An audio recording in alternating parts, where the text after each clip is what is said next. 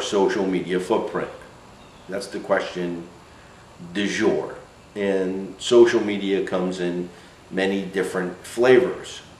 The best way to see what your social media footprint is to just take your name and type it in Google. I mean, this is the most basic of all basic searches, but you know, just type your name into Google and let's see what happens. See what articles are coming up, what directories you're in, what social media sites, you know, are you on. Social media is different for different parts of your life. I mean, the difference between your Facebook page, which was presently your MySpace page, which was presently nothing. You know, this just came out in the last few years, probably somewhere around 2002, 2003, social media started to become relevant. You know, Skynet became self-aware. It was, you know, a bunch of people trying to promote themselves. I remember in the early days, you know, you were rated completely different than you are today. So if someone searched your name back in 2000, it's completely different than someone searching your name today in 2011. And now what I'm trying to impart isn't the be-all, end-all of what is social media, because it's ever evolving and ever changing. You know, the Google search may go away. Who knows? The Facebook may go away. Twitter, it may go away. But today, they're here, they're tools, they're relevant, and you can use them. And you'd be foolish not to use them. I'm in a constant update on mine, and this is all brand new to me. And I've been pretty active in internet marketing. I started with Fortress Technologies back when, you know, Netscape going public was a really big deal. I mean, that was the birth of the internet. We had all this excitement. And I was vice president of sales for a data security company. And, you know, the big search was Yahoo or Dogpile at the time.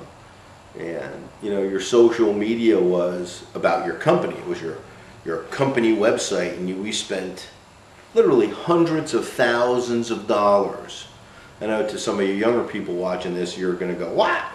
Yeah, no, we spent hundreds of thousands of dollars on websites.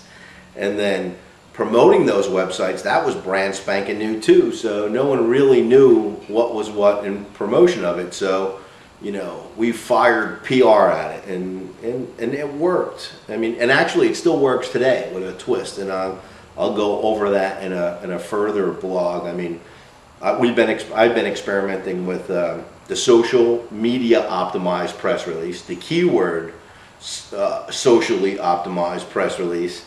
So there's a lot more avenues now for the press release, and how the press release is actually taken on a new life, and how all of these separate components out there, the you know, your Facebook, your LinkedIn, your Twitter, your HubSpot, your About Me, your Flavor, I mean, there's so many different avenues for you to promote your name, your company, oh my gosh, we could go on and on and on forever. But your social media footprint, what I'm concerned about here and on this Blog-U-Mentary is, what is your social media footprint? There was just an article done, and I forget on what, I'll have to pull it up. And it was an article just done recently. This is May, and it's 2011. And they took Fortune 100 companies, and they took the top chief marketing officers. And out of the 100, only 20 actually had any type of social media footprint. Meant the chief marketing officer of a company, if he is not playing with the social media, then how is he going to know how it's relevant, and how is he going to know, where it, and just from a theory viewpoint? No, I don't think so. I mean, you actually have to go out and do this stuff. So if you're not walking the walk and you're just trying to yap your way through it, it's not going to work.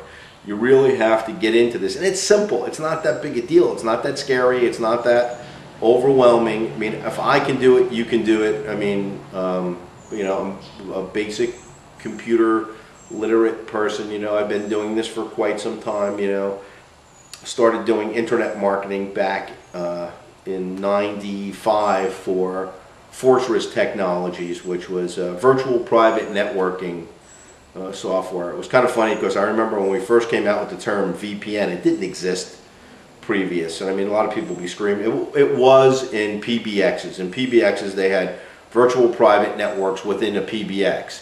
And what we did was we extended that to the internet at the time. It was very exciting, guys. I mean, you know, I had part of my presentation back then in '95 was actually explaining what the internet was to the venture community. Yes, I had to explain it. You know, that it was developed by DARPA, and it was this independent hubs, and it could, you know, last a nuclear war. It was, you know, so I've got to watch it grow and exponentially grow. And then I was very fortunate. I launched VisioSonic, which created the PC DJ product line, and I started to understand social media then because we had a forum, and we had a laissez-faire forum. We honestly had a laissez-faire forum of DJs, and we amassed a database of 1.2 million disc jockeys, and we would send out our newsletter every week to keep them connected up with us on the latest news about the company and what we had going on in the way of technology. And we were the first company to develop a digital DJ software. I mean, certain people will probably argue the point, but the truth of the matter is PC DJ was first. We were ahead of anyone else. You know, we had a thing, you know, digital turntables. We had the SL1200, and this is going back to 90. Jorgen Hedberg started the development on this thing in '96. So we were well ahead of everyone on this product. So when we came out with it, we had to teach a new behavior. We had to take people who were using turntables, you know, and turn them into digital DJs. And we did that through a forum, and that forum was social media, because the DJs would talk to one another on this chat forum, and it was available for all the other disc jockeys to see.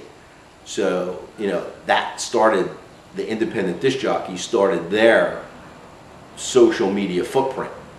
And, you know, the more they said, the more relevant the subject matter, the higher they raised up in the forum, and the more clout they had in social media. So if you're marketing or selling something, you know, I believe that your social media footprint is pretty important, especially if you're going